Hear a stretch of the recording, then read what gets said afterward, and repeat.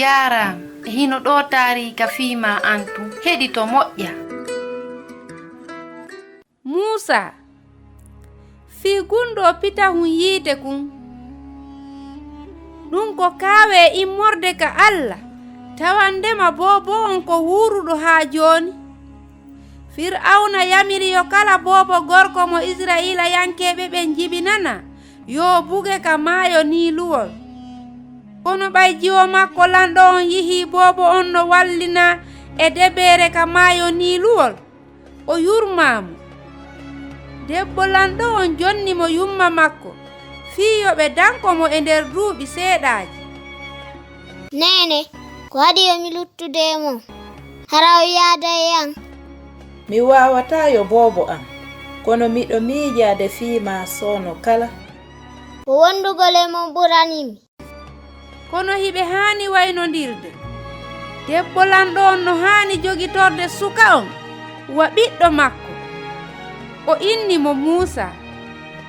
Muusa jangi e duɗe ɓurɗe e moƴƴude ɗen. O ne'a needi kelɗundi. O heɓi moƴƴere. Muusa wonti aaden alɗuɗo. Kono ka nder ɓernde makko o yejjitaali ko tawɗaaɗo e jama Allah on. Jama janganoɗo on duuɓi 300 e nder leydi Misira ndin. Komi ɓiɗɗo lanɗo on, miɗo mari kala ko mi faala, komi alduɗo, kono non ko honɗum ɗum nafata. Si tawi miɗo andude ka nder ɓernde am, miɗo haani faabade jama an on. Musa acciti fof e juuɗe Allah e hoore anniye. O yawita e diyo o teddini. O woni maccuɗo e diyo o wonu lanɗo. Ko ɗum si o yaltani ka suudu lanɗo on. Ko neeɓi seeɗa o yii Misirayankeejo no piya Israilayankeejo. Musa ndaari takko makko ɗon.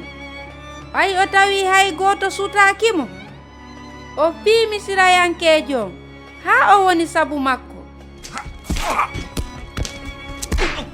O surri mo e nder njaarendi ndin ka wula.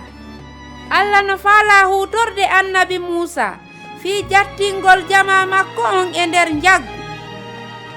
Kono hara hinawano non. Yimɓe ɓen humpiti fii ɗum. Fir'auna kadi men. Ko ɗum si o faalira warude Musa.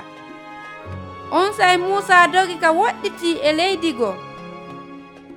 Hara lanni laawaade. Hara Allah hutora yittowo hoore wano Musa.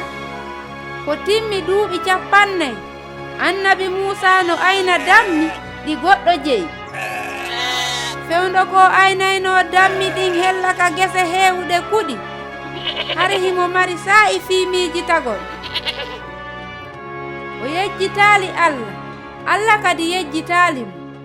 Tunde wootere Musa ndaari nokku ngootum. Gasata, ɗum wawata gasude. Pita on huɓɓay kun, kono hakke ko ɗum hawni tawi pita on kun ala e sumude. Fii gunɗo pita on huɓɓu kun jokkitoyay ka yewtere aroyoore. Ko Husaynatu wonno e yewtude mo. Mi weltanike ma fii ko heɗitiɗa kon. Hiɗen e saayi.